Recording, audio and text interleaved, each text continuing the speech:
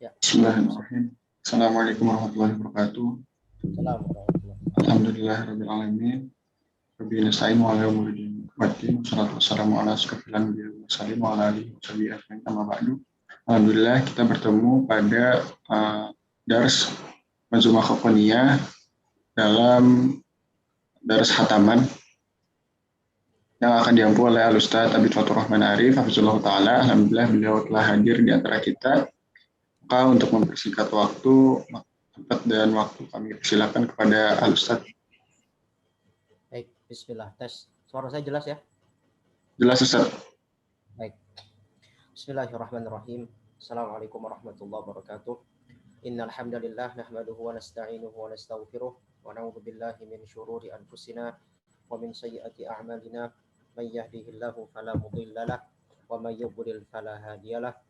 Asyhadu an la ilaha illallah wahdahu la syarikalah wa asyhadu anna Muhammadan 'abduhu wa rasuluh. Salawatullah alaihi wa ala alihi wa sahbihi wasallam. Allahumma anfa'na bima 'allamtana wa 'allimna bima yanfa'una wa zidna ilma ya rabbal alamin. Allahumma ij'alil qur'ana rabi'a qulubina wa nura sudurina wa jala'i ahzanina bi rahmatika ya arhamar rahimin.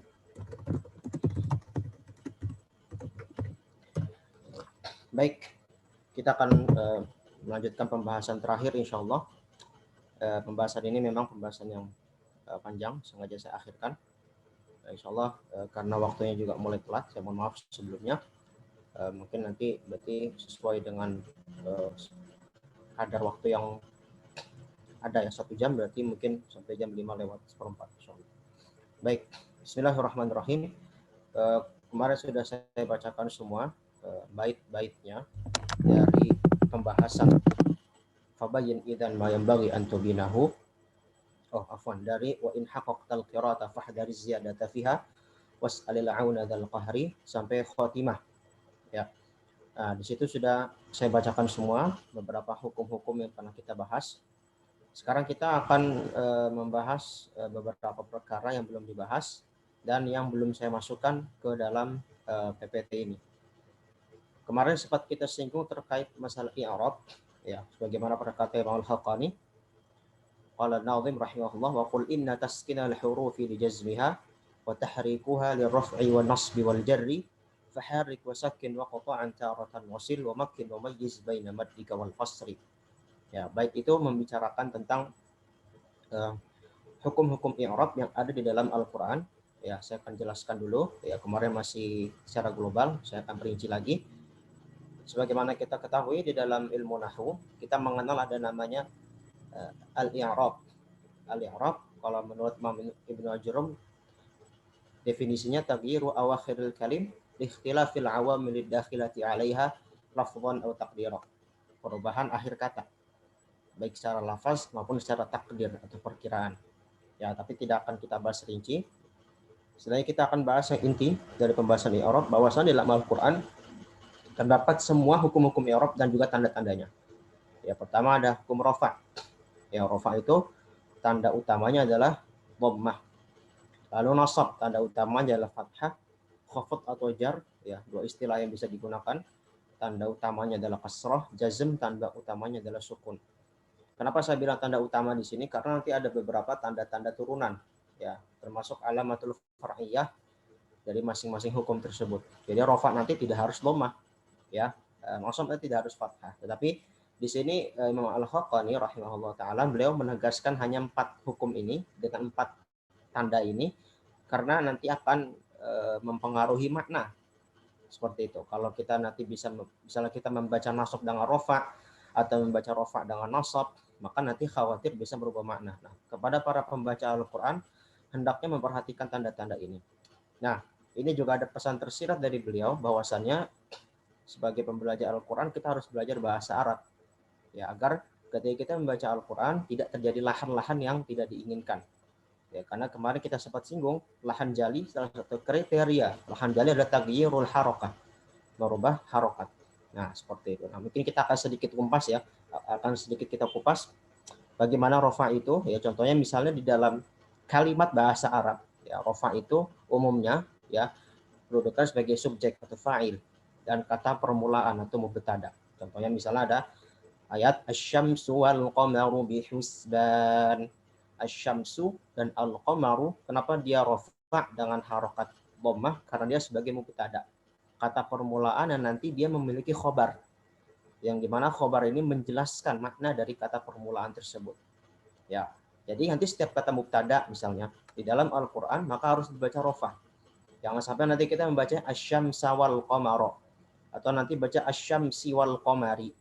Nah, ini nanti menjadi aib bagi seorang qari ya, ketika dia membaca harokat yang salah yang tidak dibenarkan di dalam bacaan Al-Quran atau tidak dibenarkan di dalam riwayat yang ada. Karena tidak dipungkiri nanti ada beberapa riwayat-riwayat bacaan yang memang dia bisa berbeda harokat ya. Ada nanti beberapa hukum ya. Misalnya ya pokoknya adalah saya belum kebayang ya. Jadi misalnya nanti ada beberapa contoh-contoh kata di dalam Al-Quran yang memang dia memiliki beberapa contoh cara baca lebih dari satu ya, sebagaimana di dalam qiraat yang ada. Adapun kalau secara umum, kaidah umum ya, kalau mubtada ya ataupun fa'il maka mesti dibaca rafa', tidak bisa dibaca dengan asy-syamsa atau asy-syamsi, kecuali nanti kalau dia ada riwayat yang menerangkan boleh dibaca asy-syamsa al-qamara kalau misal dia ataf dan selalunya ya, seperti itu. Tapi tidak ada sepertinya yang saya tahu di dalam potongan ayat Ar-Rahman ini seperti itu. Atau misalnya kalau dalam kedudukan sebagai fa'il ya, kedudukan sebagai fa'il contohnya misalnya ada lafaz Allah ya, lafaz Allah dalam Al-Quran bisa rafa', bisa nasab, bisa jar ya, tidak bisa jazm ya, karena kita masih punya kaidah dasar ya di dalam bahasa Arab itu bagaimana, falil asma'i min dzalika ar-raf'u wan nasb wal khafdu wal jazma fiha walil af'ali min dzalika ar-raf'u wan nasb wal jazmu wal khafdu fiha. Kalau ism itu tidak menerima jazm, kalau fi'il kata kerja tidak menerima jar atau khafd. Nah, itu kaidah dasarnya. Ya. Jadi jangan sampai kita membaca Allah dengan jazm, dengan sukun. Kalau dalam tulisan, tapi kalau dalam pengucapan bisa. Misalnya kita baca qala Allah. Secara bacaan memang terdengarnya sukun, tetapi dia bukan sukun. Ya, aslinya dia berharokat sesuai dengan kedudukan kalimatnya. Kalau di potongan ayat ini misalnya, qala Allahu hadza yaumu yanfa'us shadiqina shidquhum. Di sini Allah sebagai fa'il. Nah, ketika sebagai fa'il mesti dibaca dengan rafa'. Nah, intinya di sini kita mesti memperjelas i'rab ya, memperjelas i'rab di dalam Al-Qur'an agar tidak terjadi lahan. Jadi jangan sampai qala Allahi, qala Allaha ya. Seperti itu.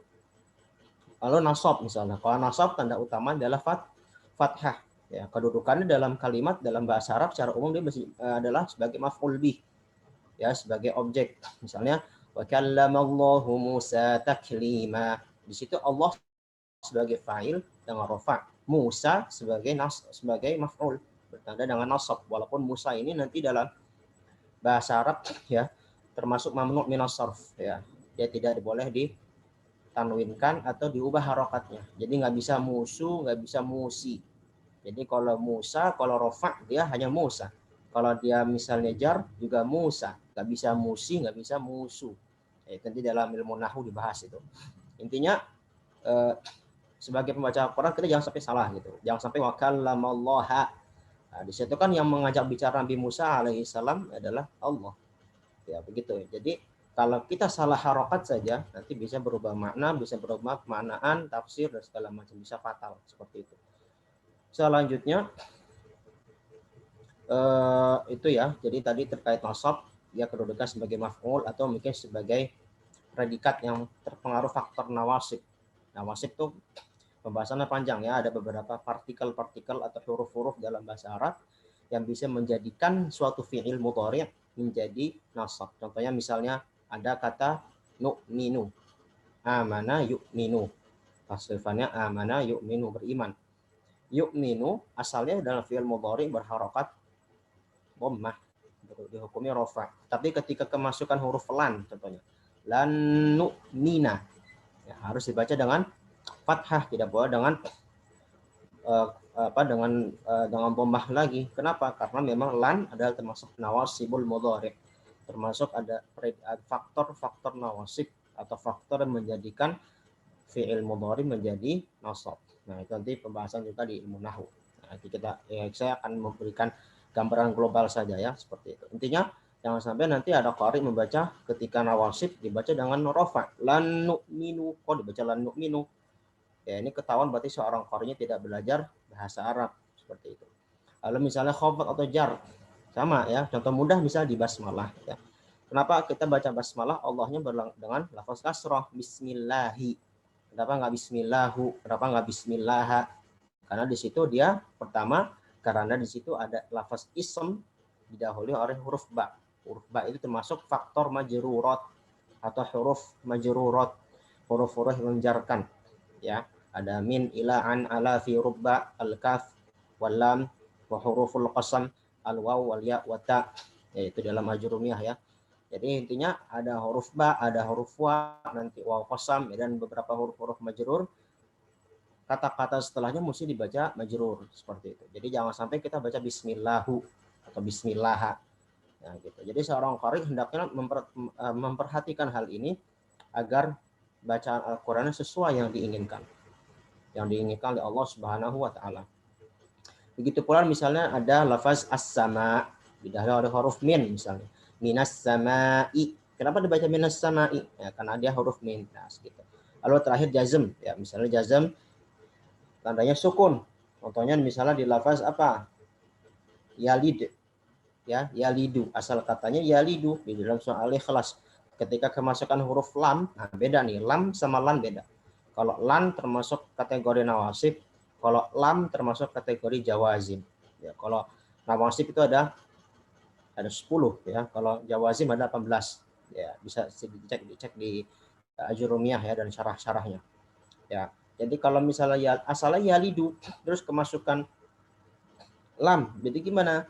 Dibaca lam yalid wa lam yulad dengan disukun ya. Dan ingat jazm itu tidak masuk kepada ism tapi masuk kepada fi'il secara tulisan ya, secara tulisan. Begitu pula misalnya ada huruf-huruf di dalam bahasa Arab yang memang dari sananya sukun mabni.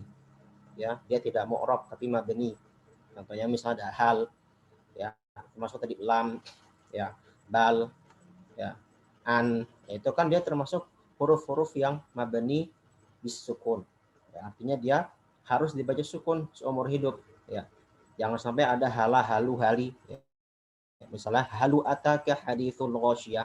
Nah, itu udah bacaan bid'ah kalau begini. Karena tidak ada huruf hal dibaca dengan rafa. Hal ataka hadithul ghasyiyah. Nah, ini di sini kemarin ya saya jabarkan lagi ya dari pernyataan An-Nazim kemarin terkait masalah i'rab ya. Intinya ada pesan tersirat. Jadi kita kalau belajar tajwid juga belajar bahasa Arab. Ini satu kesatuan agar kita bisa membaca Al-Qur'an sesuai yang Allah turunkan kepada Muhammad SAW hingga kepada kita. Baik, boleh next. Ini tambahan ya kemarin. Nah, sekarang masuk ke materi yang belum dibahas kemarin ya, terkait tentang hukum seputar huruf lam, ro, ain dan ha. Ini haknya hak yang di pangkal tenggorokan ya, bukan ha. Nah, cara membedakannya gimana? Cara membedakannya kalau bisa nih sekarang antum yang sudah belajar tajwid itu jangan membedakan dengan istilah ha besar ha kecil. Ya, karena istilah ha besar ha kecil itu sebenarnya tidak ada di dalam buku-buku tajwid yang ada. Ya, dalam kitab bahasa Arab itu hanya memang dipakai oleh orang-orang Indonesia ya belakangan. Aslinya tidak ada istilah ha besar ha kecil ya. Kalau kita pengen melestarikan istilah para ulama, membedakan dengan cara bunyinya. Jadi kalau kita pengen ngucapin ha gimana? Ha. Kalau ingin mengucapin huruf ha gimana? Ha. Bedanya antara wastul halqi, tengah tenggorokan, dengan aqsal halqi, pangkal tenggorokan ya. Jadi kalau bisa sebisa mungkin dihindarilah istilah itu, kecuali kalau memang dalam rangka pengajaran silakan. Tapi aslinya tidak ada hukum istilah ha besar ha kecil ya, atau ha cangkul ha bulat ya, itu boleh untuk tahap belajar utama, tahap belajar di awal. Tapi kalau sudah naik tingkat belajar nazom, belajar matan, nah itu sebaiknya tidak lagi pakai istilah-istilah itu. Oke, di sini sebagaimana saya sampaikan, Imam Al-Haqqani tidak memberikan penjelasan rinci terkait makharijul huruf dan sifatnya. ya, hanya beberapa secara global ya. Jadi saya juga akan tidak akan merinci secara detail ya. Dan nanti kalau kita praktek, nah nanti kita akan bisa sedikit demi sedikit mengupasnya. Nah, di sini ada 4 huruf yang beliau soroti, ada huruf lam, huruf ro, huruf ain dan huruf ha. Ya. Kita lihat dulu keterangannya. Untuk hukum huruf lam, ya ini dari apa? Dari statement beliau yang berbunyi wa an'im bayanal aini wal ha'i kullama darasta wa kun fit darsi mu'tadilal amri. Nah, itu bagian di situ ya. Bisa dicari sendiri di matan. Wa an'im bayanal afwan dari waraqiq bayanar ra'i wal lam yanzarib lisanuka hatta tanzimal qawla kadurri wa an'im bayanal aini wal ha'i kullama darasta wa kun fit darsi mu'tadilal amri. Nah, ini bagian ini. Jadi di sini menggunakan hukum lam, ra, ain dan ha. Untuk huruf lam sendiri ya, lam itu asal hukumnya tarkik. Ya, tipis. Jadi la, li, lu, al, il, ul. Ya, itu pakai seperti itu. La, li, lu, al, il, ul. Tarkik semua ya, kecuali lam pada lafzul jalalah.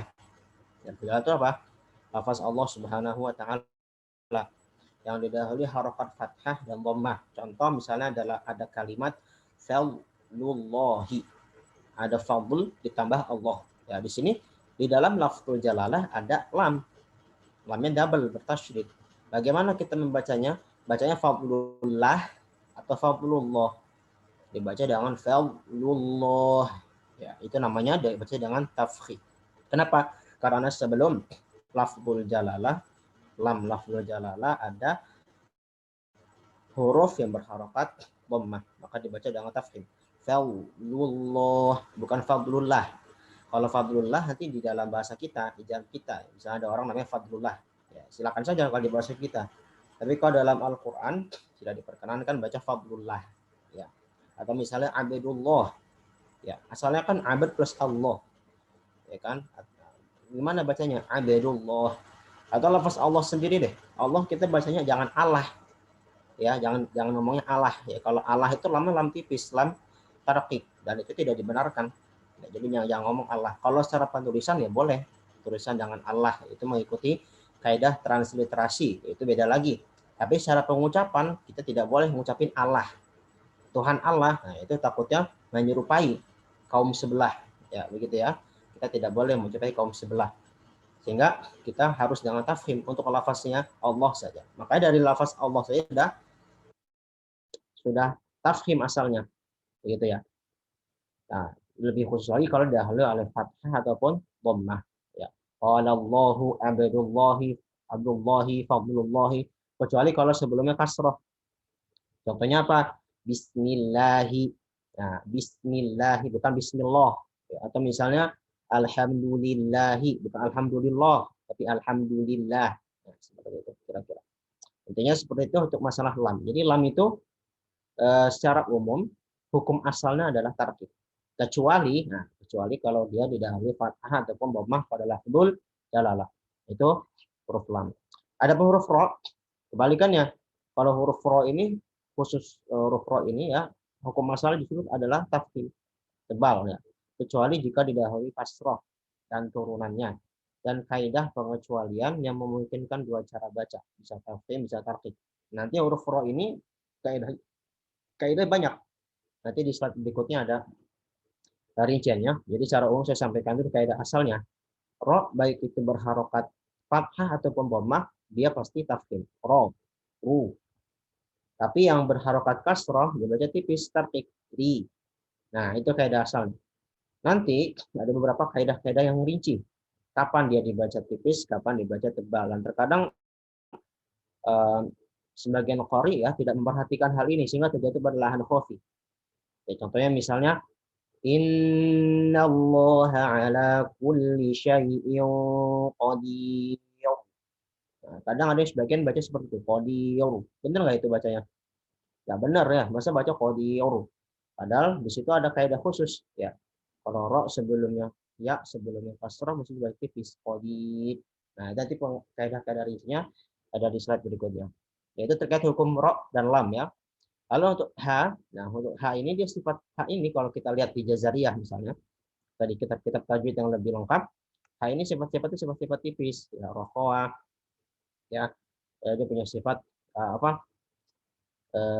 Dia punya sifat rokoah, ya, punya sifat apa namanya? Punya sifat apa namanya? Hams. Ya. Ini sifat-sifat tipis, rokoah, hams, istifal. Ya.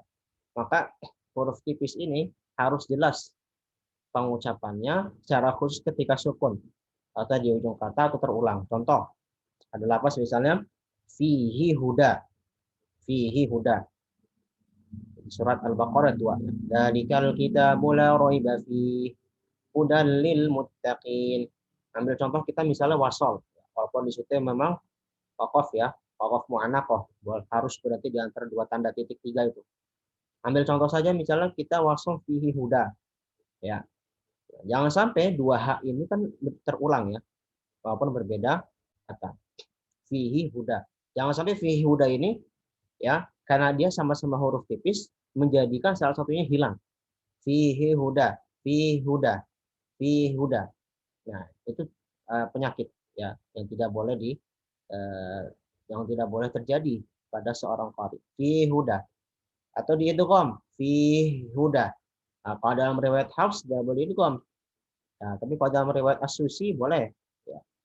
Nah, karena kita baca tajwid dalam riwayat Hafs, maka tidak boleh itu kan fihi huda. Dzalikal kitabu la raiba fihi huda. Fihi huda. Fihi huda. Hihi. Hihu. Ya, di situ fihi huda. Berarti yang satunya kasroh, yang satunya dhammah. Hihu. Jelas. Jangan sampai yang salah satunya hilang atau diidghamkan ataupun yang lain. Begitu pula dengan lafaz minhu misalnya. Contoh. Lafaz minhu. Minhu tapi di waqaf. Banyak ya di Al-Qur'an contoh misalnya min. Ya, min. Ketika waqaf gimana? Terkadang sebagian kita malah menghilangkan ha. Min. Haknya kemana? Nah, kenapa jadi hilang? Karena memang hak ini sifatnya huruf tipis ya. Sifatnya adalah tipis. Terkadang huruf tipis ini suka terkorbankan ya. Ya, terkorbankan sehingga tidak terucap dengan sempurna. Nah, kalau kita sudah belajar tajwid, kalau kita menghilangkan ini bisa ke kategori lahan jali. Min, misalnya kita baca min, haknya mana? Padahal katanya adalah minhu. Misalnya. Nah, ketika wakaf kita mesti jelaskan min, min. Ya, jadi nunnya jelas dengan sifat bainiyahnya min, min. Lalu baru haknya keluarkan min, ya gitu ya, min. Nah, gitu. Jadi jangan min, hanya hilang. Itu tidak diperbolehkan. Atau misalnya lafaz hak di tengah kata. Ada lafaz misalnya buhtana. Buhtana. Jelaskan haknya, jangan rokhwahnya. Buhtana. Rokhwah itu ngalir ya maksudnya. Kalau mungkin yang belum paham istilah tajwidnya, rokhwah itu mengalir suaranya. Jadi buhtana. Buhtana. Jangan buh. Nah, jangan seperti syiddah. Kalau tertekan suaranya. Seperti itu. Nah, jadi ini kita akan rincikan kalau ada praktek. Nah, untuk huruf ain, ya, huruf ain ini bedanya, dia punya sifat namanya tawassut atau bainiyah. Jadi suaranya tidak terlalu mengalir, juga terlalu tertahan. Nah, contohnya misalnya ada lafaz la tuti'hu wasjud waqtarib di surat akhir Al-Alaq. La tuti'hu wasjud waqtarib. Di situ antara ain dengan ha makhrajnya berdekatan.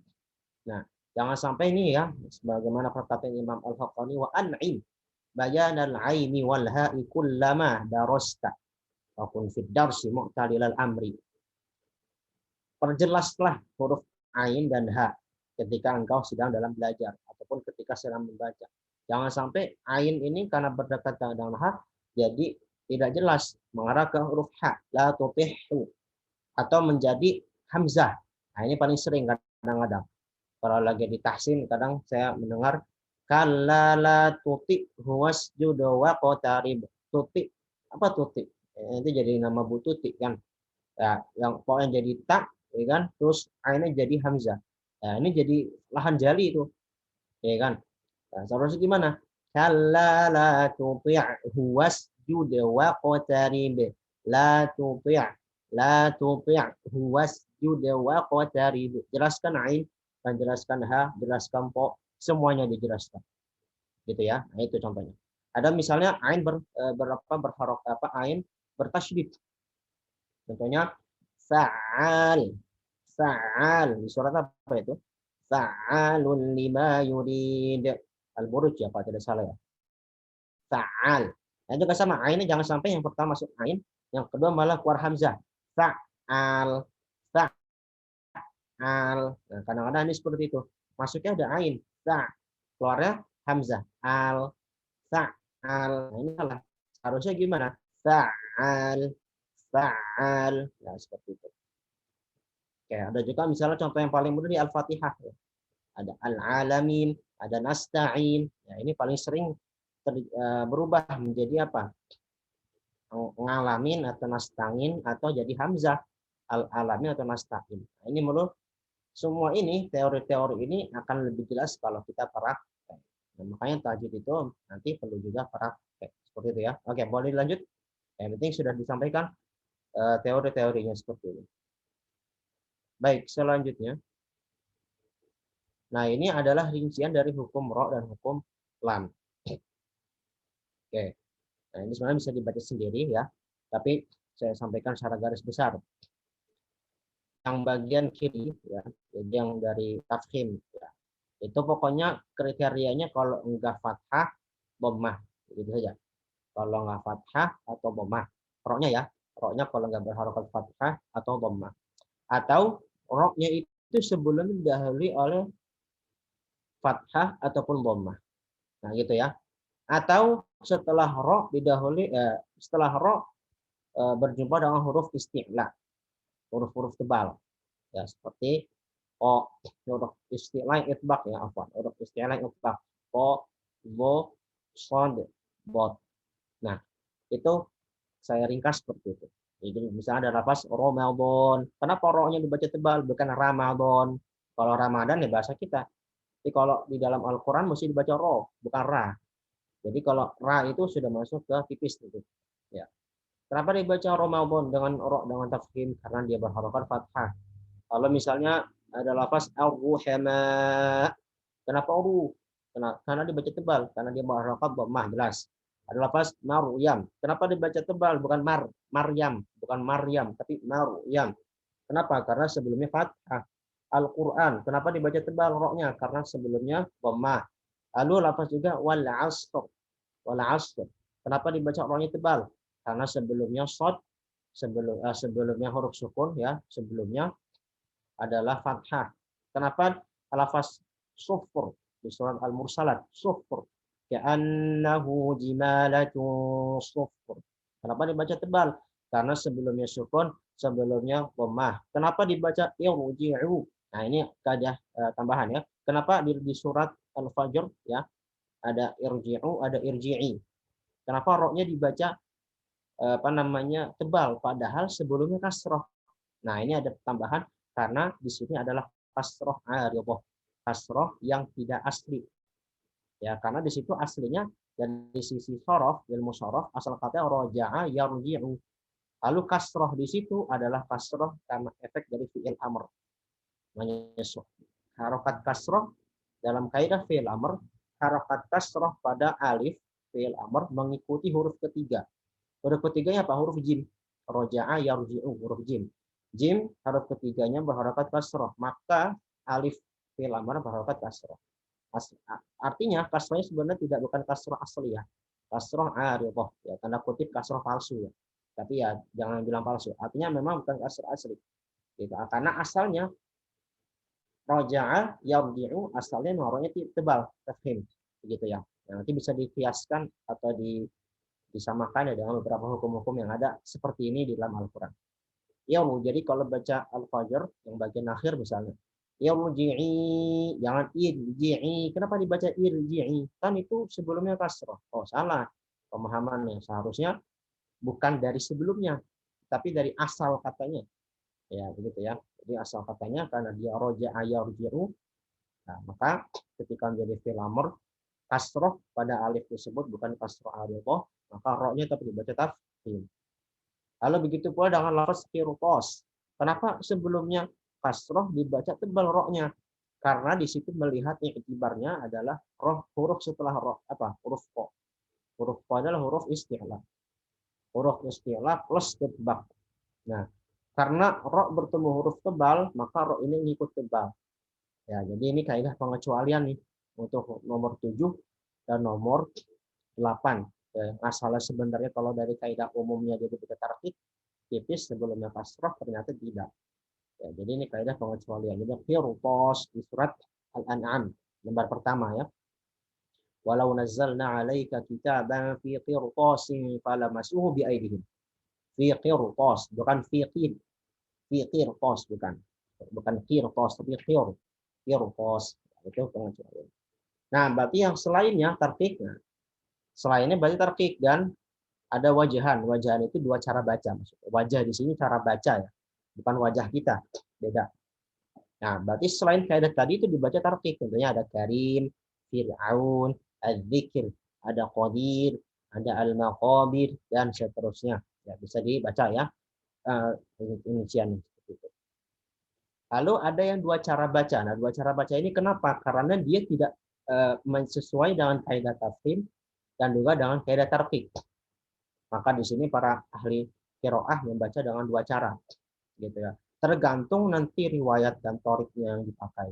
Ya, contoh misalnya ya, ada lafaz misr, ya, ada lafaz misr, ada lafaz al-qitr, ada lafaz firqin, ada lafaz yasr di surat al-fajr, ada lafaz nuzur. Ya, di sini kenapa? Ya, contohnya misalnya untuk firqin ya, untuk firqin contohnya, contoh yang paling sering dipakai biasanya firqin nomor 3 itu. Firqin itu sebelum roh kasroh, tapi setelah roh itu dia huruf istiqla, tetapi bukan huruf itbaq. Qaf itu bukan huruf itbaq. Nah, terus dia masuk kaidah mana? Masuk kaidah tafsir nggak masuk. Masuk kaidah tarkik nggak masuk. Maka para ulama memberikan fatwa bahwasanya dibaca dengan dua cara. Boleh dengan tafkhim, boleh dibaca dengan tarkib. Ayatnya kan begini. Kullu firqin kattawdil azim di surat Asy-Syu'ara. Ya, di surat Asy-Syu'ara bisa dicari nanti di ayat berapa itu? Ayat 100-an kalau tidak salah. Tengah-tengah juz Asy-Syu'ara itu juz 19 ya setelah Al-Furqan. Ya, jadi bacanya bisa bisa dibaca dengan tipis kullu firq, kullu firq atau dengan tafkhim kullu firq, kullu firq ketika waqaf. Tapi kalau ketika wasal ya dipilihnya dengan tafkhim saja. Kullu firqin kattawdil azim. Ya, seperti itu kira-kira. Yang lain juga sama ya. Ada misr, ada qilter. Nah, kalau qilter saya akan berikan saya akan berikan tambahan. Kalau misr ini bisa dua cara. Tafkhim tarkik sama-sama kuat. Kalau al-qilter di surat Saba ya, di surat Saba itu di surat 2 lebih diutamakan tarkik. Lebih diutamakan tarkik. Al-qilter gitu. Kalau firqin dia diutamakan tafkhim ketika wasal. Kullu firqin kattawdil azim. Lalu untuk lafaz yasr di surat Al-Fajr ya. Wal fajri wa layalin 'ashr wa syaf'i wa layli idza yasr. Wal layli idza yasr. Di sini dibaca tafkhim atau tarkib yang lebih ya di sini sama-sama kuat ya. Dia boleh tafkhim, boleh tarkib. Tapi yang lebih sering digunakan adalah dengan tafkhim. Yasr. Kenapa bisa dibaca tarkib? Karena aslinya termasuk nuzur ya. Termasuk lafaz nuzur di surat Al-Qamar itu asal katanya dia ada ya di situ. Ada ya yang dihapus. Asal katanya begini, kalau di Yasr. Mana? Wallaini idza yasri. Kalau di surah Al-Qamar asalnya ada nuzuri. Ada ya di situ. Kalau dia dihapus karena faktor rosem, karena tulisan Mushaf Utsmani dihapus, maka menyesuaikanlah dengan yang ada, qiraah yang ada. Akhirnya dihapus tetapi tidak hilang hukumnya. Artinya tidak hilang hukumnya kalau seandainya masih ada ya kan masih harus dibaca tarkib. Tapi kalau nggak ada ya dibaca tafkhim. Nah, boleh dibaca dua cara itu untuk mengakomodasi yang berpendapat masih ada ya-nya dan yang berpendapat sudah tidak ada ya. Begitu. Jadi untuk yasr dan nuzur itu dua cara baca ya. Tapi kalau waqaf lebih diutamakan dengan tafkhim ya karena menyesuaikan dengan rosm. Tulisannya karena tidak ada ya udah gitu ya, tidak ada ya. Di mushaf manapun memang tidak ada ya. Ada penentarkik karena dia melihat asalnya. asalnya ada yaknya nih, maka dibaca dengan tipis yas, nuzul. Allah alam. Jadi boleh cara itu. Nah, ini pembahasannya pelik memang ya. Benar ini di pembahasan rincinya di kitab yang lain di Sasabil Syafi, di Covid Fit Tajwid ya. Tapi nggak apa-apa buat tambahan faidah biar lebih dakik untuk lebih dalam ya memahami kandungan yang disampaikan oleh Imam Al-Haqqani. Baik, boleh lanjut. Ini kait masalah hukum ro dan lam ya, dan ain dan ha. Oke, sekarang masalah mat. Ya, mat. Saya akan ringkas saja mat ini. Mat itu ada mat asli, ada mat far'i. Ya, sebagaimana perkataan Imam Al-Haqqani, wal maddu illa fi thalathati ahrufin tusamma hurufan lini baha biha dzikri. Hiya al-aliful ma'rufu fiha sukunuha wa ya'un wa wawun yaskunani ma'al fadri. Wa mal maddu illa fi thalathati ahrufin. Mat itu tidak terjadi kecuali pada 3 kata. Apa saja? Alif, ya, dan waw. Itu namanya huruf maddiyah dalam ilmu tajwid. Tapi kalau dalam ilmu bahasa Arab namanya huruf illah. Nah, mesti dibedakan ya. Istilah di masing-masing ilmu itu berbeda. Intinya alif, waw, dan ya itu adalah huruf mad. Ya, adalah huruf mad dalam ilmu tajwid. Mad apa? Nah, dia masuk kategori mad asli. Kategori mad asli. Nah, seperti itu. Nah, lawan dari mad asli ada mad far'i. Ada mad asli, ada mad far'i. Mad far'i itu mad yang bercabang. Artinya dia nanti sebabnya bukan karena alif, waw, atau ya lagi. Ya, jadi bukan karena sebab huruf alif, waw, dan ya. Contoh tadi misalnya kalau mad asli, huruf ba, kalau tidak ada alif dibacanya bagaimana? Ba atau ba? Dibaca dengan ba, kan? Dengan 2 harokat. Misalnya ya, tidak ada alif, dibaca dengan ya atau ya? Dibaca dengan ya, 2 harokat. Kalau lafaznya utuh misalnya ada lafaz amanu. Di situ hamzah dengan alif, nun dengan waw. Hamzah dan nun dibaca dengan 2 harokat, 2 harokat. Kenapa? Karena kemasukan alif dan kemasukan waw yang merupakan huruf maddiyah. Nah, sebabnya kan hanya itu kalau mad asli. Adapun mad far'i sebabnya tidak hanya itu. Tidak hanya sebab alif, waw, dan ya, tapi berkembang. Ada yang disebabkan bisa babil hamzah. Nah, itu bisa lihat di bagian bawah yang far'i. Tanah yang bagian bisa babil hamzah, yang pokoknya yang penting-penting itu yang saya stabiloin aja.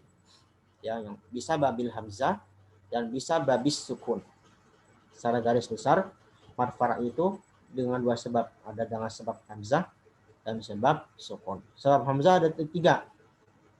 Pertama ada mad muttasil, ada mad munfasil, ada mad badal. Ya, mad muttasil, mad munfasil, dan mad badal. Ya, gitu ya. Mungkin antum sudah banyak yang tahu ya terkait istilah ini. Kalau mad muttasil, mad tabi'i bertemu dengan hamzah dalam satu kata.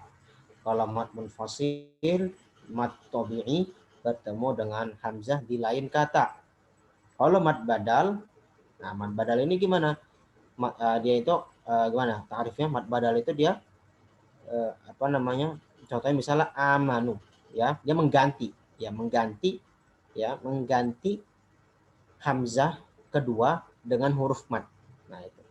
Contohnya kemarin kalau tidak salah dia bertanya tentang masalah di Al-Ahqaf ayat 4 itu ya. Itu nih. Asal katanya itu nih ya. Itu nih. Terus kenapa dibaca itu nih? Karena itu namanya proses ibdal. Proses ibdal di situ terjadi proses ibdal ya karena lithaql. Karena orang Arab itu berat mengucapkan 2 hamzah dalam satu kata. Diberikan hukum ibdal. Tetapi pengucapannya bukan ibdal. Pengucapan dengan 2 harokat itu nih namanya mad badal. Nah, jadi agak berbeda sedikit. Ibdal itu proses pergantian. Tapi kalau hukumnya adalah hukum mad badal. Ya begitu pula dalam misalnya lafaz amanu. Asal amanu itu asal katanya apa? Amanu. Asal katanya kan asal katanya amana yu'minu, amanu. Ya, terus kan orang Arab berat mengucapkan dengan 2 hamzah, hamzah kedua di ibdal dengan huruf mad yang sesuai dengan sebelumnya. Misalnya amanu sebelumnya fathah berarti diganti dengan alif aman. Begitu yang lafaz ikmana, ikman. Asal katanya amana yu'minu iman. Ya kan ikmana. Terus kenapa dibaca dengan iman? Ya, karena diibdal. karena diibdal dengan apa, ibdal hamzah dengan ya maddiyah, karena menyesuaikan, karena sebelumnya kasrah maka dengan ya, dan seterusnya seperti itu. Nah, itu mad muttasil dan mad munfasil sudah ma'ruf di antara antum semua ya. Kalau muttasil itu lain kalimat, hamzah dan kalimat. Kalau munfasil mad tabi'i bertemu dengan hamzah dan kalimat. Lalu ada istilah wajib muttasil, ada jaiz munfasil. Nah, sementara istilah wajib dan jaiz ini datang belakangan. Aslinya namanya cuma muttasil dan munfasil saja. Bedanya apa?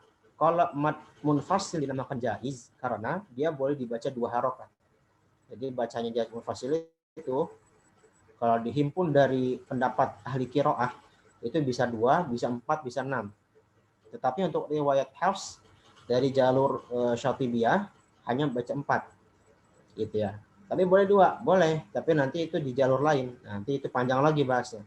Tapi karena di sini di Hokon tidak disebut, tidak disinggung ya, nantilah kita bertahap saja ya. Itu sebenarnya ada juga, saya pernah bahas di Daurah Jazariyah, di Salsabil Syafi saya pernah bahas itu. Bisa dicek lah kalau mau mengecek penjelasan terkait itu. Intinya kalau munfasil kenapa dinamakan jaiz? Karena memang dia boleh 2. Karena kadar mat itu paling minimal 2, paling minimal 2. 2 harokat itu sudah masuk mat. Ya kalau 1 ya bukan mat. Ya, dia masih mutaharikah saja, masih berharokat saja. Begitu. Nah, kalau wajib kenapa dinamakan muttasil? Dinamakan wajib muttasil karena dia memang hanya boleh dibaca minimal ya, minimal itu 3. Kalau dari lintas mazhab qiraat 3, 4, 5, 6. 3, 4, 5, 6. Dia nggak boleh 2. Nggak boleh 2. 3. Jadi 3 itu kan ada di atas 2 dan 2 itu ada mengatakan mat, bukan mat namanya qasr. Ya, jadi ada perbedaan lagi, ada istilah mat, ada qasr. Kalau 2 ada yang menamakan dengan istilah qasr. Tapi kalau 3 itu sepakat dinamakan mat. Oleh karenanya dia wajib muttasil karena wajib dibaca lebih dari 2 harokat. Nah itu saya ringkas penjelasannya terkait mat itu. Nah, contoh-contohnya banyak ya, nanti bisa temukan di Al-Qur'an. Yang perlu sebut dan prakteknya juga insyaallah bisa ya. Oke. Itu tadi sebab hamzah. Sekarang kalau sebab sukun. Kalau sebab sukun ya, itu nanti ada yang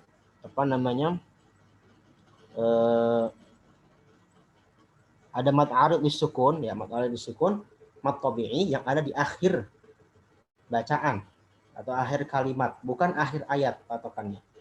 Ya, jadi misalnya kita baca ayat panjang, contoh misalnya baca Al-Baqarah ayat 282, ya kan? Itu kan ayat terpanjang dan kita sepertinya tidak mungkin atau jarang di antara kita bisa baca ayat tersebut sampai 1 nafas, ya kan? Jarang karena panjang sekali. Nah, pasti kita akan berhenti di tanda-tanda wakaf. Tanda wakaf itu kan belum berhenti ayatnya. Nah, ketika misalnya di salah satu tanda wakaf itu ada mad tabi'i, kita berhenti di situ, mengakhirkan bacaan, maka jadilah hukum mad arid lisukun. Artinya itu apa? Sukun yang tidak asli. Ya, karena sejatinya dia bukan sukun. Ya, sejatinya bukan sukun. Contoh misalnya di Al-Fatihah saja kita ambil contoh misalnya. Alhamdulillahi rabbil alamin. Sebenarnya kita kalau muasal bisa karena al-aslu fil qiraatil waslu. Asal dalam baca Quran itu adalah wasl bukan waqaf. Jadi seharusnya asalnya begini. Alhamdulillahi rabbil alamin arrahmanir rahim maliki yaumiddin iyyaka na'budu wa iyyaka nasta'in. Terus sampai awal. Tapi praktek dari Rasulullah SAW ternyata sunnah untuk memotong setiap ayat. Nah, ternyata di setiap ayat Al-Fatihah itu sendiri harakatnya bukan jazm. Jadi kita bahas bukan sukun. Ada yang fathah, ada yang dhammah, begitu kan? Artinya ketika kita sukun di situ bukan sukun asli, sukun arid. Ditambah ternyata masing-masingnya itu memiliki kandungan mad tabi'i. Contoh al-alamin, mim ada ya, madiyah dibaca minimal 2 harokat. Al-alamin, al-alamin itu 2 harokat, gitu kan. Tetapi ketika di akhir kalimat, ketika kita misalnya memang itu di akhir kalimat, ya bukan di akhir kalimat, maka di situ diperkenankan dibaca lebih dari 2, boleh 4, boleh 6. Alhamdulillahi rabbil alamin. Alhamdulillahi rabbil alamin. 2, 4, 6. Ya, itu sebab ada sukun mad tabi'i yang ada di akhir kalimat, bukan akhir ayat. Seperti itu. Oke. Lalu ada lagi mad lazim. Ya, kalau mad lazim yaitu dibagi dua. Ada lazim kilmi, ada lazim harfi. Ya, kalau harfi itu yang mudah dulu harfi ya. Harfi itu kalau misalnya di awal-awal ini huruf-huruf muqatta'ah ya. Di awal-awal surat pembuka Fatihus Suwar. Ya, ada yang mukhaffaf, ada yang mutsaqqal. Mukhaffaf itu yang tidak dibaca dengan idgham. Ya, dibaca dengan idgham. Tidak dibaca dengan idgham kepada huruf setelahnya. Ya, kalau yang mutsaqqal itu dibaca idgham kepada huruf setelahnya. Contoh misalnya untuk lazim harfi yang mukhaffaf dulu ya. Yang mukhaffaf dulu misalnya. Yang mutsaqqal dulu misalnya. Yang mutsaqqal contohnya di situ apa? Mutsaqqal contohnya lam. Ya, pada huruf lam. Ada lafaz alif lam mim. Ya, di situ lam mim ya. Di situ diidgham. Lam mim yang ada pada lafaz lam. Ya, aslinya dalam tulisan enggak ada mim pada lam tersebut secara tulisan. Tapi secara pengucapan ada, ya kan ada mim situ kan asli bacanya dengan lam bukan la. Ya, bukan la. La itu nanti kalau kita sambung dengan bacaan lain. Tapi kalau misalnya diwasol ya dengan kata lain maka dibaca dengan ada mimnya di akhir lam tersebut. Ya, seperti huruf-huruf yang lain asal bunyinya. Mim yang ada pada lam diidgham kepada mim setelahnya.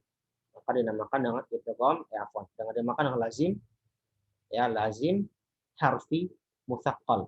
Harfi itu huruf karena di situ patokannya adalah huruf bukan kalimat. Kalau kalimat itu lebih dari satu kata ya, minimal lebih dari satu kata nanti ada kita bahas setelah itu. Tapi kalau harfi hanya satu huruf yang dibahas, misalnya lam saja. Berarti itu masuk ke lazim harfi.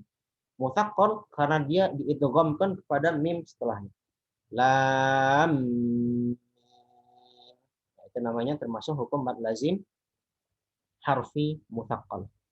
Nah, kalau misalnya yang mukhaffaf contohnya apa? Ada misalnya lafaz qasin ya. Qasin. Sin di situ dibaca 6 harokat ya. Lazim itu tadi kenapa dinamakan lazim? Bedanya dengan muttasil dengan munfasil. Lazim ini artinya harus dibaca 6. Gitu. Jadi dia tidak ada pilihan 2, tidak ada pilihan 4 atau 5, dia harus 6 harokat. Nah, itu dinamakan lazim. Jadi di sini kita bicara hukumnya 6 semua. Yang membedakan adalah sebabnya. Apakah dia diidgham atau tidak diidgham. Nah, kalau tadi lam ke mim diidgham, ya kan? Tapi kalau misalnya kalau untuk sin misalnya, untuk misalnya lafaz qasin, sin pada qasin di situ masuk ke lazim harfi mukhaffaf. Mukhaffaf apa sih? Tidak diidgham, ringan. Jadi mutsaqqal itu berat, kalau mukhaffaf itu ringan. Tapi di sini maknanya maksudnya bukan berat ringan secara fisik, tapi pengaruh idgham atau tidak idgham. Ya, begitu ya. Itu lazim harfi mukhaffaf dan lazim harfi mutsaqqal. Rinciannya ada di Tuhfatul Atfal. Rinciannya ada di Tuhfatul Atfal insyaallah atau di dalam di Jazariyah ya. Lalu lazim kilmi mutsaqqal dan mukhaffaf sama-sama. Ya, tadi mutsaqqal mukhaffaf sama-sama. Sebabnya karena idgham atau tidak idgham. Bedanya sekarang kilmi. Artinya satu kalimat. Ya, artinya satu kalimat atau satu kata, afwan. Kalau kilmi itu kata, bukan huruf. Berarti susunan dari huruf-huruf. Contohnya misalnya untuk lazim kilmi mutsaqqal. Ya, lazim kilmi mutsaqqal karena sebab dia diidgham. Contohnya apa? Di lafaz ad-dhall. Di situ kita rinci. Bo, di situ ada mad tabi'i, ketemu lam yang bertasydid. Maka ketika mad tabi'i ketemu lam bertasydid, diidghamkan. Nah, diidghamkan kepada lam yang bertasydid maka menjadi hukum mad lazim kilmi mutsaqqal. Nah, seperti itu ya. Jadi contohnya tadi walau bolin. Kalau mudahnya kita di mushaf sekarang kalau yang diberi tanda bendera.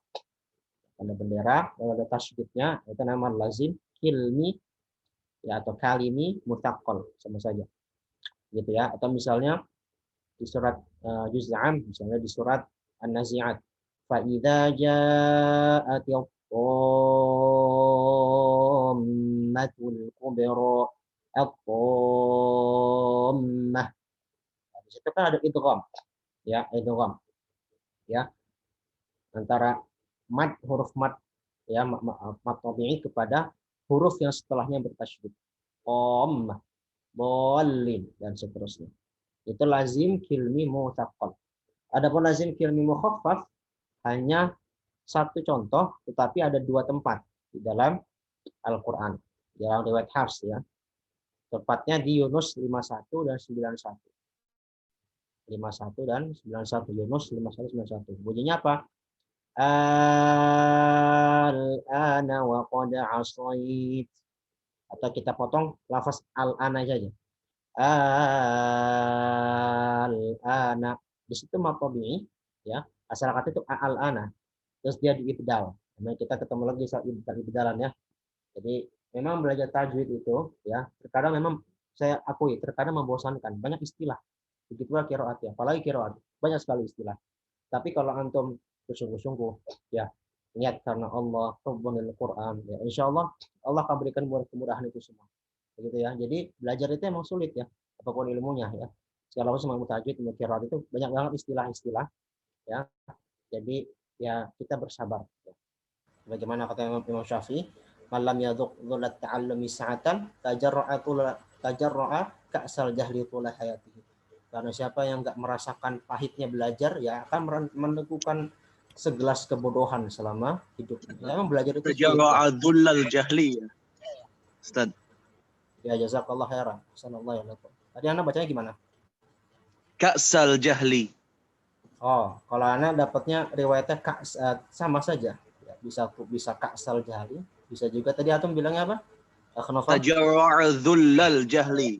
Merasakan kehinaan, pahitnya kehinaan. Oke, sallallahu ya, barakallahu fiik. Ya. Wafikum. Tapi saya ingat saya dapatnya ka'sal jahli, segelas kebodohan. Oke, nanti saya cek lagi nanti. Barakallahu fiik. Ya itu sedikit selingan ya biar nggak bosan. Karena bosan kan istilah-istilah ini. Intinya kita terus bersabar menghadapi belajar ya. Jadi tadi intinya masalah mat tadi ya, untuk mat lazim kilmi mukhaffaf ya, untuk lazim kilmi mukhaffaf hanya satu contohnya al-ana. Asal kata al-ana, nanti bisa cek di mushaf, asal kata itu al-ana, dua hamzah. Terus hamzah keduanya diibdal. Jadi al-ana, contohnya kayak di al-an'am yang kemana saya sampaikan. Az-zakarin. Tapi bedanya kalau di az-zakarin kan di idgham, ada tasydid di situ. Tapi kalau di Yunus ayat 51 dan 91 itu tidak di idgham karena sukun lamnya. Al-ana. Jadi maka dinamakan mukhaffaf karena tidak di idgham. Baik, begitu ya kira-kira teman. Ya, boleh kita lanjut nanti mungkin kita praktek atau diskusi lagi boleh. Silakan boleh dilanjut. Oke, ini pembahasan terakhir bagi waqaf, ibtidah dan ibtidah. Ada waktu 10 menit lagi insyaallah. Waqaf itu secara bahasa kita al-habs, berhenti, menahan. Ya, secara istilah kita berhenti pada satu kalimat Al-Qur'an. Ya, dengan beberapa kriteria yang ada. Ibtidah memulai bacaan. Jadi kalau waqaf kita berhenti, kalau ibtidah kita memulai bacaan. Dan ketika waqaf dan ibtidah di dalam baca Al-Quran, kita punya kaidah-kaidah tersendiri. Jadi kita nggak bisa berhenti seenak diri kita, dan begitu pula memulai bacaan dengan seenak diri kita. Oleh karena para ulama membuat beberapa klasifikasi terkait macam-macam waqaf dan ibtidah. Pertama, ada waqaf dan ibtidah termasuk ya, ikhtiyari. Nanti yang paling panjang ikhtiyari. Artinya waqaf dan ibtidah karena pilihan qori secara pribadi, pilihan pribadi. Dan pilihan pribadi ini bisa ada 3 klasifikasi yang kita akan bahas nanti. Ada waqaf kaf, ada waqaf tam, ada waqaf hasan. Ini diambil dari Jazariyah ya. Jazariyah ada pembahasan ini. Yang kedua, ada waqaf idtirari. Idtirari artinya adalah pilihan qori karena sebab darurat. Karena sebab darurat seperti kehabisan napas atau lainnya. Pasti kita pernah mengalami. Lagi baca misalnya wa minan nasi may yu'min batuk misalnya atau kehabisan napas nggak kuat, ya, itu wajar. Jadi kita wakaf tiba-tiba wakaf padahal belum sesuai wakafnya, maka itu idtirari, darurat ya, boleh saja. Tapi nanti gimana kalau idtirari, kita mesti ngulang lagi kalau maknanya belum pas ya. Kalau misalnya kita baru baca wa minan nasi batuk, atau misalnya kita kehabisan napas, Maka karena masih baca wa minan nasi belum sempurna maknanya, ulang lagi. Wa minan nasi may yu'minu billahi wal yaumil akhir dan seterusnya. Gitu. Lalu ikhtibari. Ikhtibari ini adalah pilihan qari berhenti ketika ujian gurunya. Jadi ini tapi ini jarang ya. Jadi memang kalau misalnya lagi halaqah tahfidz atau lagi ujian para penghafal Quran ya, atau lagi dalam talaqi sanad, biasanya jadi seorang syekh atau seorang guru akan menguji muridnya pada beberapa kata dalam Al-Quran. Bagaimana wakaf di sini? Contohnya misalnya pada lafaz, di dalam Al-Quran ada lafaz imma. Imma dalam Al-Quran ditulis dengan dua cara. Ada inma, in plus ma, dan atau imma dengan diidgham. Jadi tidak ada nunnya lagi, langsung diidgham pada mim bertasydid. Nah, kalau kita wakaf di in plus ma, wakafnya mesti dengan in, bukan imma. Tapi kalau misalnya kita mendapati katanya ditulis dengan imma dengan diidgham ada tasydid pada mim, maka kita berarti dengan imma. Nah, gitu. Contoh mudahnya. Itu ada di Jazariyah bab maktub mausul istilahnya. Ada yang di qata, ada yang di wasal. Intinya itu ujian ya, ketika ujian. Jadi wakafnya memang tidak memperhatikan makna, tujuannya hanya memang mengetes pemahaman murid terhadap potongan-potongan bacaan di dalam Al-Qur'an. Yang keempat ada wakaf intidhari. Sekarang qari berhenti membaca Al-Quran dalam rangka jamak qiraat. Nah, jadi misalnya contoh kita pengen baca satu ayat Al-Quran dengan beberapa qiraat. Jamak qiraat 7 misalnya. Innal ladzina kafaru sawa'un 'alaihim a'andartahum sawa'un 'alaihim sawa'un 'alaihim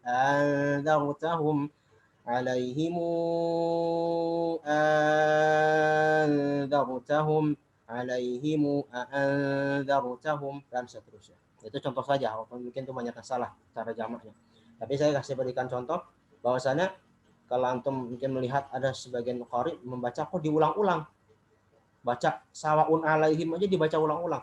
Karena itu namanya dia sedang menjamak qiraat. Baca satu ayat atau potongan ayat dengan dijamak beberapa cara qiraat. Dan wakafnya intidhari, menunggu. Jadi menunggu kalau sudah selesai qiraat satu baca qiraat lain. Tapi memang nggak memperhatikan asal mana. Karena memang tujuannya untuk dijamak bacaan qiraat. Itu boleh-boleh saja. Oke, boleh lanjut. Nah, untuk intidhari, ikhtibari, iktirari nggak ada klasifikasinya, hanya itu saja. Nah, ada pun yang ikhtiyari, ada beberapa klasifikasi. Contoh untuk wakaf tam, ya. Jadi kalau wakaf tam itu sempurna. Secara bahasa tam itu sempurna. Artinya tidak ada kaitan lafaz secara i'rab bahasa Arab dan juga dengan makna ayat setelahnya. Ya, dan juga bagaimana hukumnya? Boleh wakaf dan ibtidah dengan ayat selanjutnya. Contoh misalnya kita membaca ujung suatu ayat yang sudah berakhir temanya. Contohnya misalnya di Al-Baqarah ayat 5. Ulaika ala hudan min rabbihim wa ulaika humul muflihun. Ayat 1 sampai ayat 5 itu membicarakan tentang membicarakan tentang karakteristik orang-orang beriman. Ya kan? Yang menjalankan sholat, beriman kepada hal gaib. Lalu Allah bilang, mereka itu orang mendapat petunjuk dan orang-orang yang beruntung. Akhirnya secara makna sudah selesai sampai ayat 5. Ayat 6 itu sudah masuk ke innal ladzina kafaru, karakteristik orang-orang kafir, 67. Ayat 8 sampai ayat 20 karakteristik orang-orang munafik. Ketika kita berhenti di masing-masing tema, itu dinamakan berhenti wakaf tam. Jadi kalau kita berhenti di Al-Baqarah 5, itu sudah wakaf tam. Ya, karena sudah berhenti tema dan juga tidak ada kaitan i'rab. Wa ulaika humul muflihun dengan innal ladzina kafaru, tidak ada hukum yang tidak ada hukum i'rab yang saling berkaitan. Ya, sudah beda hukum lagi. Begitu ya. Nah, itu maksudnya. Jadi wakaf ini nanti memang sangat erat sekali melihat aspek makna dan juga aspek hukum i'rabnya. Gitu ya. Jadi wakaf tam itu kita berhenti bukan dari ujung lembar. Dan ini idealnya. Jadi kalau kita baca Quran sebaiknya kita wakaf tam. Baca Quran itu baca per tema, jangan per lembar, per juz, karena itu semuanya belum tentu temanya sudah selesai. Ya, itu nanti panjang lagi. Boleh nanti kalau kita diskusi ya. Intinya kalau baca Quran itu sekarang jangan per tema. Jangan per tema. Jangan patokan jangan per lembar, per juz, per 10 ayat, per ini ayat. Ya, kalau 10 dalam rangka pengajaran boleh.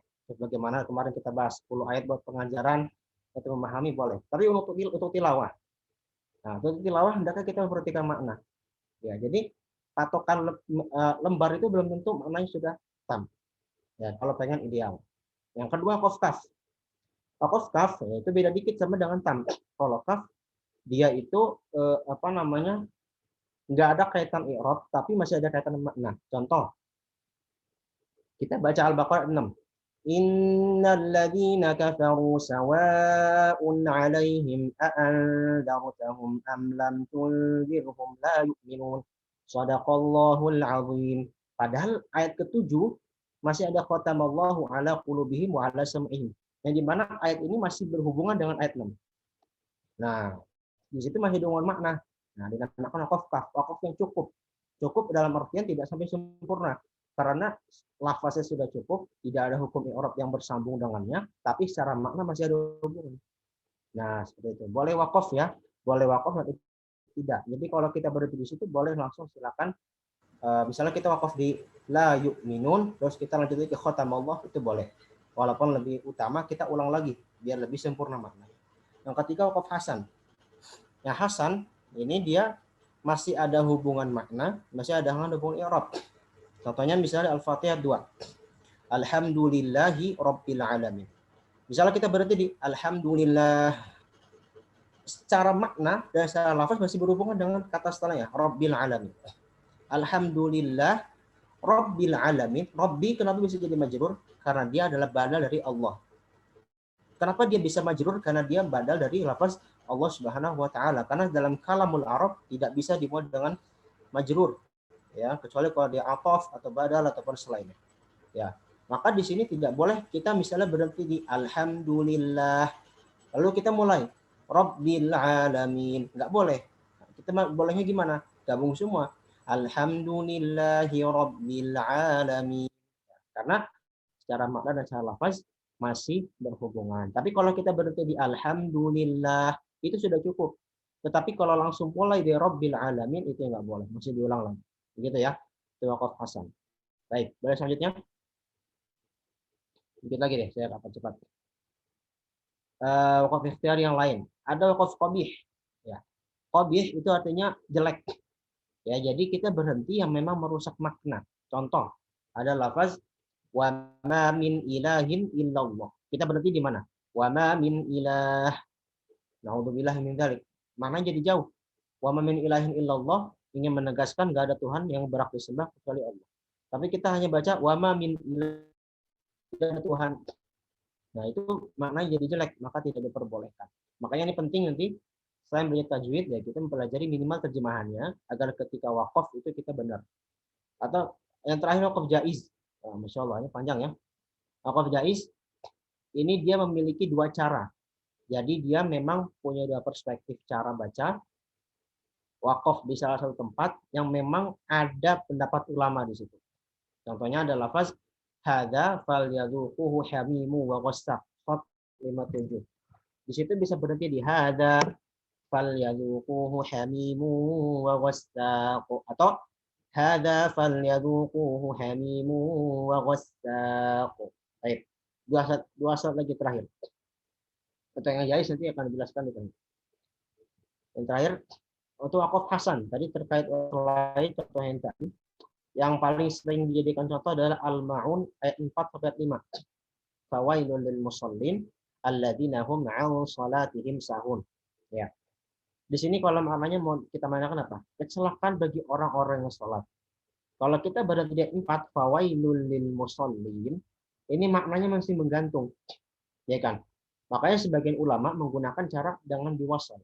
Fawailul lil musallin alladzina hum 'an salatihim sahun. Kenapa? Karena untuk menjaga makna. Karena itu wakaf hasan. Karena masih ada kaitan makna dan juga masih ada kaitan i'rab juga. Ya, masih ada kaitan makna dan kaitan i'rab juga. Fawailul lil musallin alladzina hum 'an salatihim sahun. Tapi di lain sisi fawailul lil musallin ayat 4 alladzina hum 'an salatihim sahun ayat 5 terpisah dengan ayat. Dan sunnah Rasulullah ketika membaca ayat Al-Quran itu dipotong. Gimana cara mengkombinasinya? Pakai cara yang 5 tuh, mazhab yang kelima. Langsung saya ringkas. Kita berhenti di ayat keempat, lalu kita ulang lagi dengan wasal. Contoh, fawailul lil musallin. Fawailul lil musallin alladzina hum an salatihim sahun. Ya, begitu caranya. Begitu pula ada satu lagi contoh, itu Waqaf Hasan. Ya. Al-Fatihah 7. Shiratal ladzina an'amta 'alaihim ghairil maghdubi 'alaihim waladdallin. Dalam riwayat Hafs itu satu ayat. Kalau kita berhenti di shiratal ladzina an'amta 'alaihim, lalu kita tidak dengan ghairil maghdubi 'alaihim, itu Waqaf Hasan sebenarnya. Karena ghairi ya, itu masih ada hukum i'rab, masih ada hubungan i'rab dengan makna dengan kata sebelumnya. Apalagi masih satu ayat. Makanya sebagian ulama mengatakan lebih bagus diwasol satu nafas. Shiratal ladzina an'amta 'alaihim ghairil maghdubi 'alaihim waladdallin. Ya, seperti itu. Tapi kalau nggak kuat gimana? Boleh-boleh saja karena ada khilaf juga di kalangan ulama apakah waqaf hasan boleh kita berhenti tanpa mengulang ayat sebelumnya, itu khilaf ya. Memang ada yang membolehkan. Jadi kita berhenti di shiratal ladzina an'amta 'alaihim, lanjut ke ghairil maghdubi 'alaihim, ada yang membolehkan juga. Tapi kalau saya pribadi memilih untuk langsung karena melihat dari aspek makna dan aspek i'rab. Begitu ya. Dan intinya ada khilaf di kalangan para ulama ya, sebagaimana bisa dilihat antum di paparan saya di PPT ini. Yang terakhir, PPT terakhir. Soalnya waqaf jaiz ya. Tadi waqaf jaiz yang bisa dua cara baca. Artinya dia punya dua kemungkinan. Bisa wakaf di sini dan wakaf di sini. Karena pertimbangan i'rab dan karena pertimbangan tafsir. Ya, contoh misalnya tadi ya di surah Shad ayat 57. Ya, bisa antum cek di mushaf misalnya. Hadza falyadhuquhu hamimu wa ghassaq. Ada yang berarti di hadza falyadhuquhu. Ada yang begitu. Ada yang langsung hadza falyadhuquhu hamimu wa ghassaq.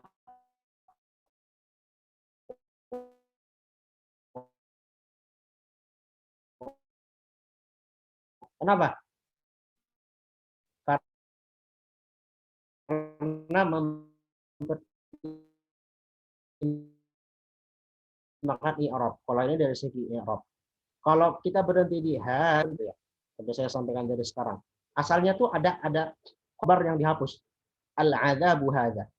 Jadi hadza itu sebagai mubtada muakhkhar. Dan sehingga karena mubtadanya ada, khabar itu boleh dihadzaf ya, boleh dihadzaf dan boleh juga sudah tercukupi dengan mubtada tersebut. Jadi cukup dengan hadza. Nah, boleh wakaf di situ karena sudah ada khabar yang sudah dipahami. Menurut para ahli tafsir ada al-'adzab di situ. Ya, itu yang mengatakan wakaf di hadza. Adapun yang mengatakan wakaf di falyazuqu atau wakaf di sampai ghassaq mengatakan hadza ini mubtada. Ya, hadza ini sebagai mubtada. Afwan, kebalik tadi saya. Kalau yang pertama tadi al-'adzabu hadza sebagai khobar ya, afwan, saya keliru tadi. Yang pertama tadi hadza sebagai khobar.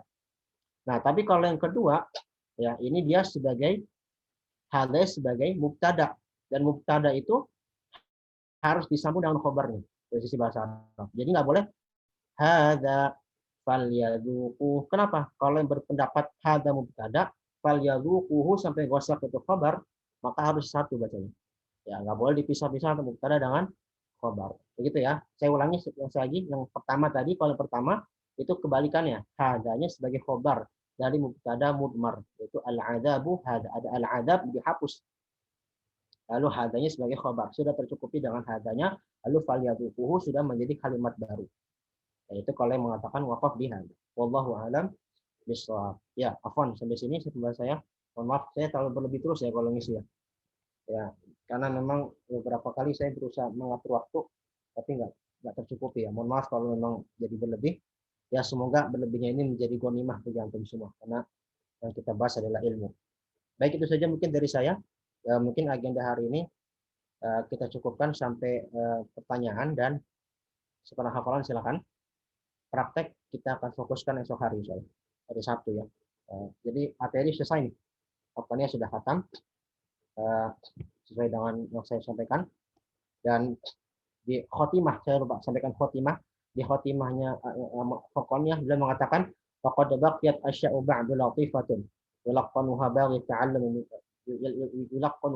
ta'allum bis sabri fali bani Ubaidillah Musa 'ala alladhi yu'allimul khairat du'a ladal fajri ajabaka fina rabbuna wa ajabana akhi fika bil ghufrani bi nasr. Itu beliau mengatakan, kata beliau, saya yakin kok di rumah saya ini masih banyak yang kurang.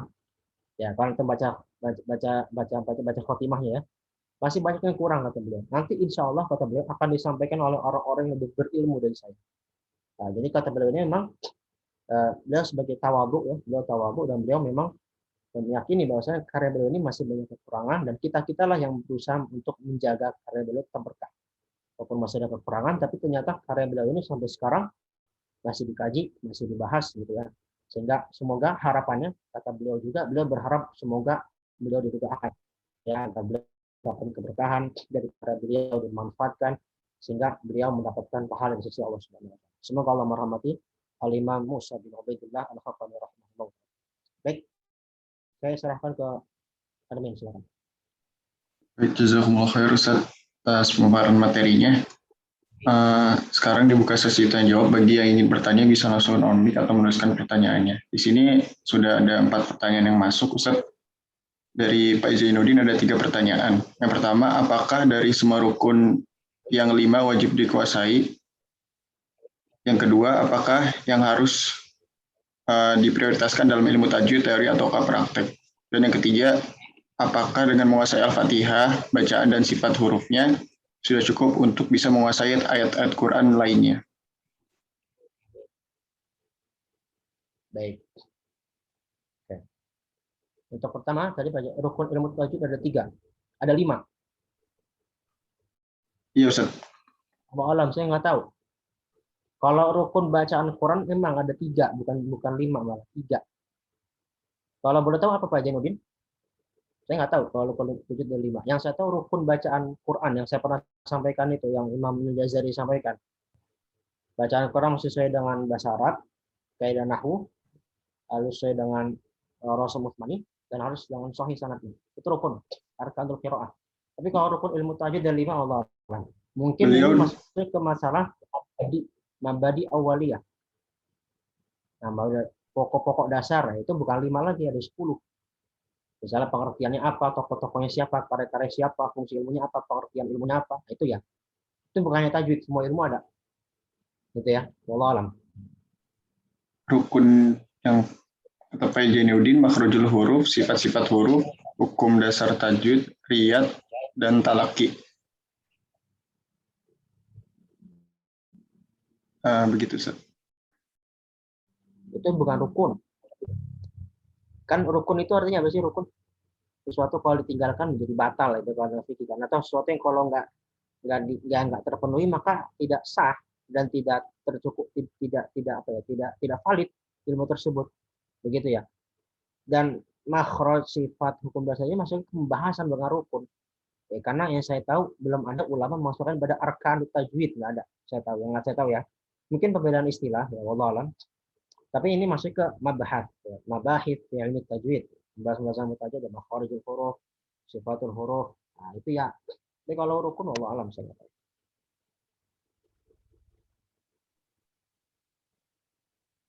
Selanjutnya lagi. Pertanyaan yang selanjutnya, apa yang harus didahulukan untuk teori atau praktek dalam ilmu tajwid? Apa tadi? Teori atau? Apa yang harus didahulukan, teori atau praktek dalam ilmu tajwid? Teori atau praktek? Praktek. Ya, praktek. Kenapa praktek? Karena sebagaimana saya sampaikan, praktek ilmu tajwid adalah wajib. Ada fardhu ain. Ya, jadi prakteknya misalnya antum masih belajar dengan guru tentunya. Belajar dengan guru agar bisa sempurna prakteknya atau minimal bagus cukup. Adapun menguasai teori misalnya seperti saya untuk mengajar seperti ini ada fardhu kifayah. Mesti ada orang yang memang menguasai teori-teorinya sekaligus praktek. Tapi kalau untuk prakteknya membaca Al-Qur'an dengan tartil, dengan tajwid itu memang perintah. Ya, perintah dari Al-Qur'an, perintah dari As-Sunnah. Tapi untuk menguasai teori itu adalah fardhu kifayah karena tidak semua orang akan tertarik dengan pembahasan ilmu yang sifat teoritis. Ya, ilmu tajwid, ilmu qiraat, ilmu nahwu, ilmu shorof, itu ilmu alat yang sifat teoritis gitu ya. Dan ke semua orang menyukai ilmu-ilmu seperti ini. Dimaklumi memang gitu ya. Maka yang paling wajib adalah bagaimana antum dan antuna membaca dengan sesuai dengan tartil, dengan tajwid. Adapun menguasai teorinya itu fardu kifayah. Wallahu a'lam. Baik Ustaz. Pertanyaan ketiga dari yang Pak Zainuddin tadi, apakah dengan menguasai Al-Fatihah, bacaan dan sifat-sifat hurufnya sudah cukup untuk bisa menguasai ayat-ayat Quran lainnya? Belum tentu, harus belajar juga yang lain, begitu ya. Walaupun Al-Fatihah mencakup, ya ada mengatakan sebagian besar di Al-Quran, ada akidah di situ, ada ibadah di situ, ada sejarah di situ, tapi itu belum cukup untuk menguasai detail semua surat dan ayat yang di dalam Al-Quran yang lain, maka harus belajar juga yang lain, begitu ya, seperti itu. Tapi kalau maksudnya apa nih? Menguasai ayat ini, menguasai pemahaman atau menguasai tajwidnya? Kalau menguasai tajwidnya, insya Allah bisa ya. Jadi misalnya sudah belajar tahsin Al-Fatihah, akan nanti memang akan memudahkan ya kita bisa mengucapkan huruf-huruf lain di surat-surat lain, di ayat-ayat lain dengan benar, karena punya basic di Al-Fatihah. Tapi kalau untuk makna, belum tentu. Karena satu surat dengan ayat lain, satu surat dengan surat lain, ayat satu dengan ayat lain, itu memiliki karakteristik yang tersendiri, makna-maknanya, tafsir-tafsirnya. Ya, itu mesti belajar juga, gitu ya. Wallahu a'lam. Baik, jazakumullah khair Ustaz. Ada pertanyaan dari pertanyaan dari Noval, Ustaz, apa buku yang bagus untuk mengetahui di mana memulai dan berhenti ketika membaca? Karena ini penting khususnya bagi yang jadi imam sholat agar bacaannya tidak terlalu panjang atau terlalu pendek. Dan kalau salah berhenti bisa jadi waqaf qobi dan merubah makna.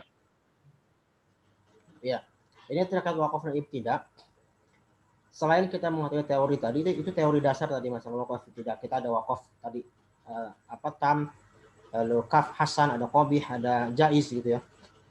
Yang paling penting adalah talaki. Nah, itu paling penting ujung-ujungnya. Jadi ketika antum membaca Al-Quran, menyetorkan hafalan Quran, antum harus juga punya guru yang bisa membimbing bagaimana cara baca dengan benar, sekaligus bagaimana cara wakaf yang benar. Itu penting. Jadi antum mesti punya guru yang paham bahasa Arab, guru yang paham wakaf tidak, itu paling penting. Ya, jadi tidak cukup dengan otodidak, begitu ya. Sebagaimana sering saya sampaikan, ilmu Al-Quran itu tidak bisa dengan otodidak. Ya, sebagus apapun antum dalam menguasai kitab-kitab tajwid, begitu. Jadi dengan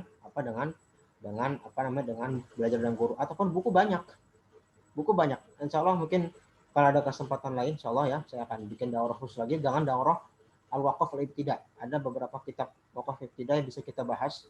Nah, ringkas itu contohnya karangan Syekh dari Mesir ya. Novel dari Mesir kan, mungkin antum tahu Syekh siapa? Allah musta'an, saya lupa namanya. Ali An-Nahas. Syekh Ali An-Nahas. Beliau seorang mukri juga di Mesir.